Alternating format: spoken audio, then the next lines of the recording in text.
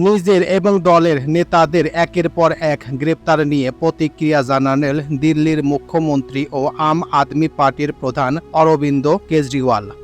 তিনি ভারতের বিজেপি সরকারের বিরুদ্ধে অভিযোগ তুলে বলেন, বেছে বেছে এপির নেতাদের গ্রেপ্তার করা হচ্ছে, কিন্তু কেন?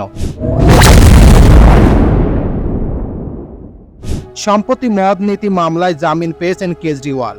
লোকসভা প্রচারণায় ব্যস্ত সময় কাটাচ্ছিলেন দিল্লির মুখ্যমন্ত্রী। সর্বশেষ তার ব্যক্তিগত সহকারী বিভাব কুমারকে গ্রেপ্তার করা হয়েছে। শনিবার হিন্দিতে দেওয়া একটি ভিডিও বার্তায় কেজরিওয়াল বলেন, আম আদমি পার্টিকে চুরমার করা যায় না। রোববার দুপুরে দলের সিনিয়র নেতাদের নিয়ে দিল্লিতে বিজেপির সদর দপ্তরে যাব। তখন শাসক দল চাইলে আমাদের সবাইকে একসঙ্গে গ্রেপ্তার করতে পারবে। কেজরিওয়াল বলেছেন, আপনারা দেখেছেন তারা কিভাবে আম আদমি পার্টির পিছনে লেগেছে। একের পর এক তারা আমাদের নেতাদের জেলে পড়েছে।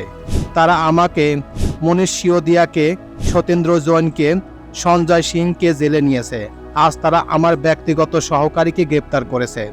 লোকসভা নির্বাচনের প্রচারণার জন্য 2 জুন পর্যন্ত অন্তর্বর্তীকালীন জামিন পেয়েছেন কেজরিওয়াল। তিনি বলেছেন, বিজেপি এখন তার দলের রাজ্যসভার সদস্য রাঘব চাড্ডাকে গ্রেপ্তার করার পরিকল্পনা করছে।